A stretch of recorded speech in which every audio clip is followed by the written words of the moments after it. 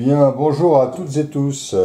Je vais vous faire une petite recette très sympathique avec de l'ail des ours, des légumes. Ça va être une sorte de blanquette de crevettes avec une sauce à l'ail des ours.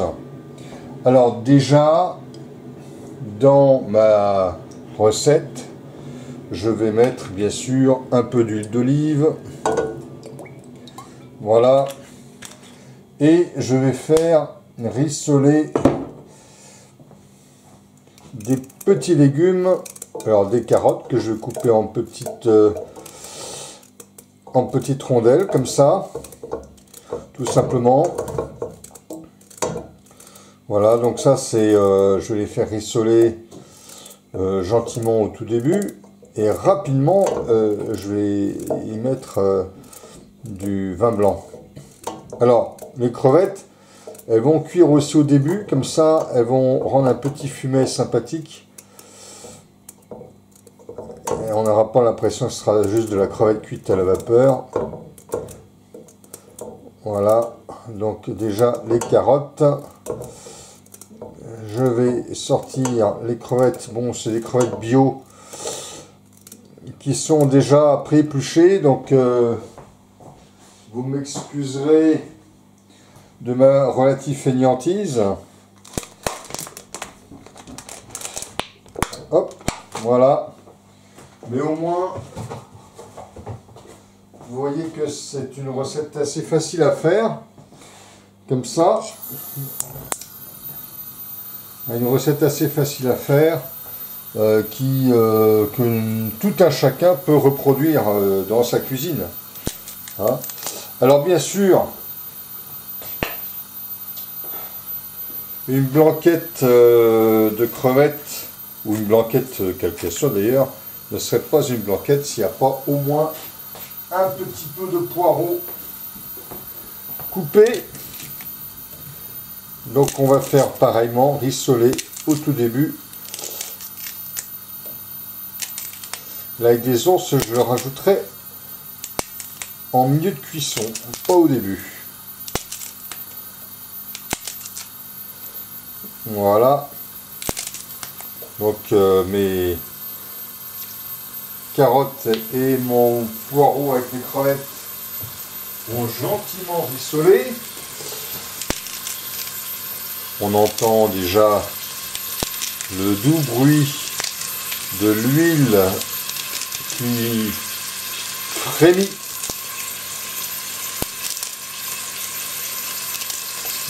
J'ai mis de l'huile d'olive.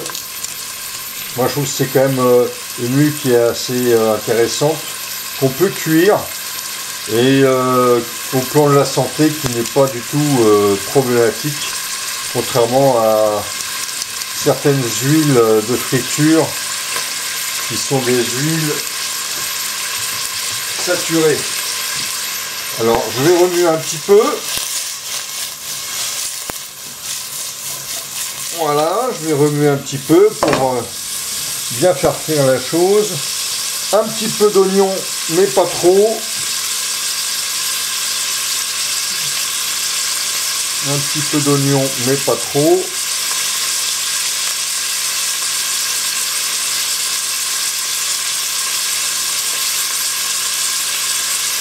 Voilà.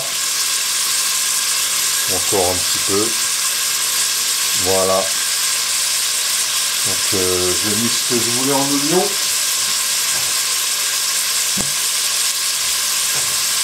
Et bien sûr quelques champignons. Alors pour les champignons,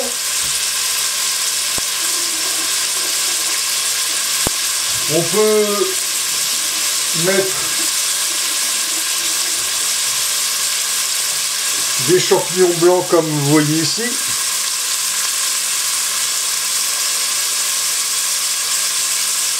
Mais on peut mettre tout à fait en fonction des saisons.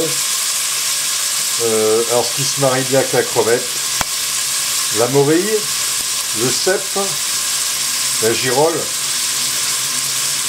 éventuellement le tricolome de la Saint-Georges. Ça c'est assez sympa aussi en blanquette. Voilà.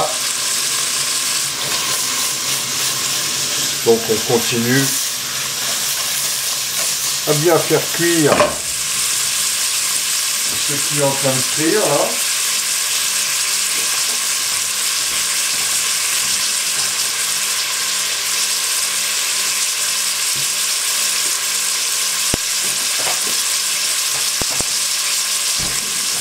Et puis nous allons ajouter du vin blanc. Alors le vin blanc, on va en prendre un de bonne qualité. Là c'est un vin du Pays d'Oc, bio, de très bonne qualité. Et donc je vais mettre un peu de vin blanc. Et ça sera avec ce même vin blanc que je dégusterai ce plat. Alors les proportions, moi je ne mets pas de proportions particulières. Hein. Les proportions pour le vin blanc, c'est un petit peu en fonction de la quantité de sauce blanche qu'on veut faire. Hein, voilà. Alors, j'ai pas encore mis de sel, je vais en mettre un petit peu, pas trop, parce que les crevettes apportent déjà du sel, quand même.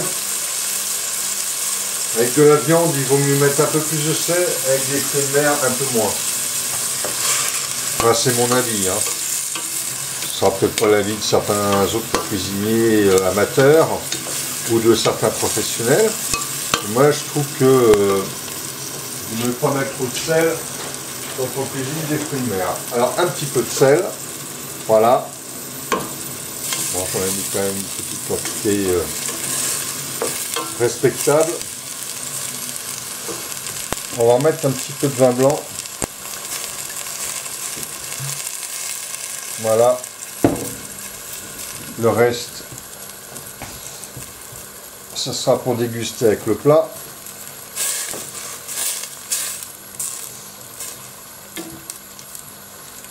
Voilà, vous voyez, et puis ben maintenant on va faire la sauce blanche. Alors moi là je ne me casse pas trop la tête, on peut très bien utiliser pourquoi pas des crèmes de farine spécifiques, comme la crème d'avoine ou la maïzena ou autre. Hein. Bon moi je ne vais pas m'embêter plus longtemps.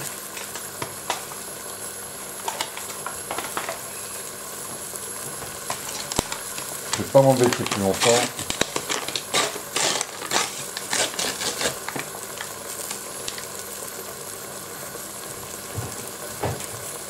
Je vais utiliser tout simplement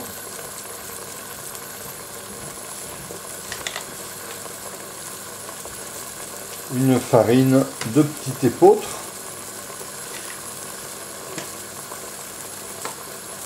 Et je vais remuer. Alors il faut pas mettre, faut mettre petit à petit hein, pour faire notre sauce blanche. Je vais remuer bien comme il faut. Voilà. Évidemment, il faut continuer à en mettre hein, parce que là, ça va pas épaissir avec juste ce que j'ai mis, mais on va mettre petit à petit hein, cette farine. Pour petit à petit avoir une sauce qui se lie, hein, qui fasse une sauce un peu épaissie. Voilà. Je vais mettre à feu très doux maintenant. J'ai pas besoin de continuer à cuire à feu vif. À feu très doux, ça suffira. Voilà, ça commence à être un peu plus épais. On va dire, hein, cette sauce commence à un petit peu épaissir. J'en ai pas beaucoup, je trouve. J'aurais pu mettre un peu plus de vin blanc. Voilà. Et on va mettre encore un tout petit peu de farine. Pas beaucoup plus. Un tout petit peu. Voilà. Et je pense que là, ça suffira pour avoir notre sauce blanche. Notre sauce... alors, elle est blanche, entre guillemets. Hein. Comme j'ai rajouté du vin, ça prend un peu la couleur du vin. Voilà, ben là, vous voyez, ça est un peu épaissi, là. Hein. On a une belle sauce qui épaissit. Hein, c'est très sympathique. Et là maintenant, je vais y mettre l'ail des ours.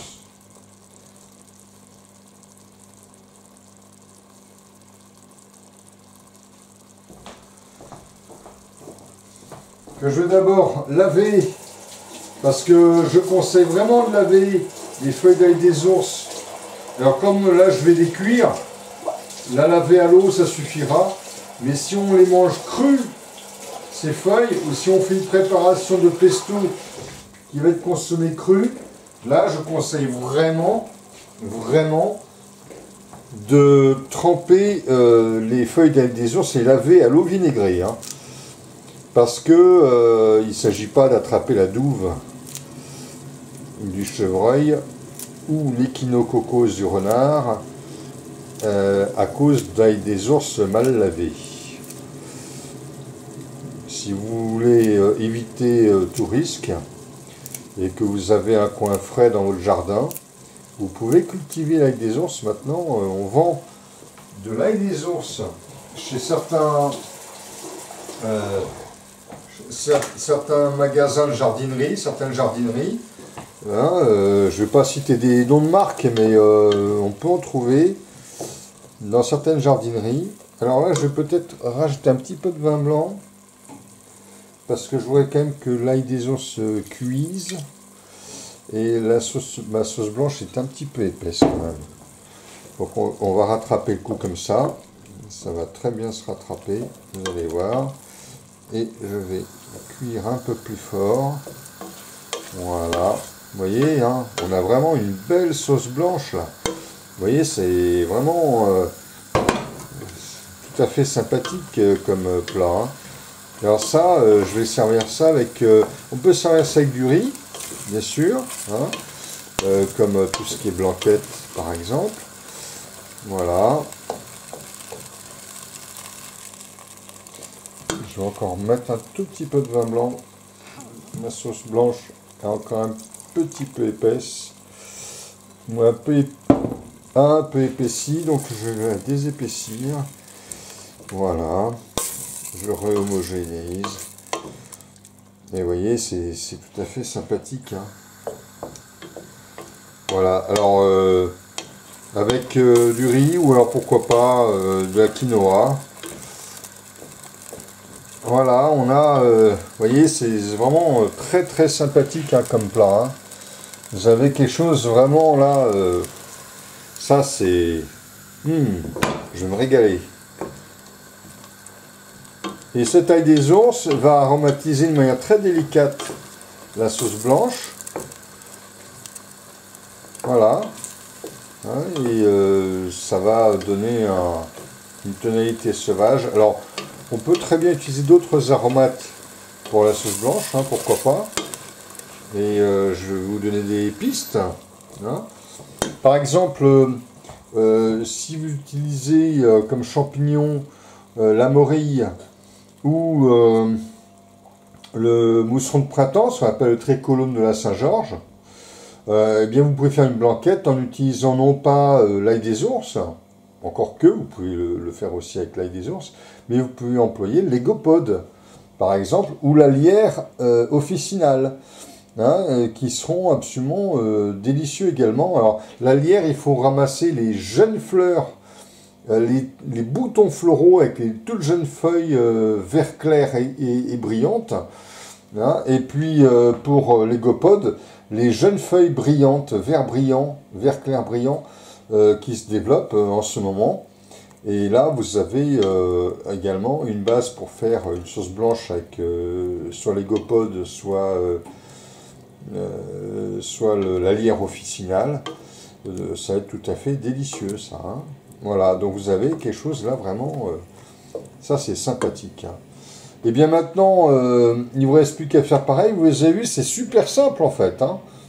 C'est super simple. Hein. Là, vous avez un plat. Alors, je ne dis pas de qualité restaurant 3 étoiles. Hein, mais après, en fonction des ingrédients, si vous mettez de la morille ou bien du mousseron de printemps ou du cèpe ou de la girole avec de la crevette, de la gambasse ou de la noix de Saint-Jacques. Alors, la noix de Saint-Jacques, il faut la mettre en fin de cuisson par contre. Hein. Là, j'ai mis les crevettes en début de cuisson. La noix de Saint-Jacques, il faut vraiment la mettre 5 minutes avant la fin de cuisson, parce que sinon vous aurez une balle de caoutchouc et pas de la noix de Saint-Jacques. Hein. La noix de Saint-Jacques, elle doit cuire très peu de temps pour qu'elle reste fondante et pas caoutchouteuse. Et bien voilà, je vous souhaite un bon appétit.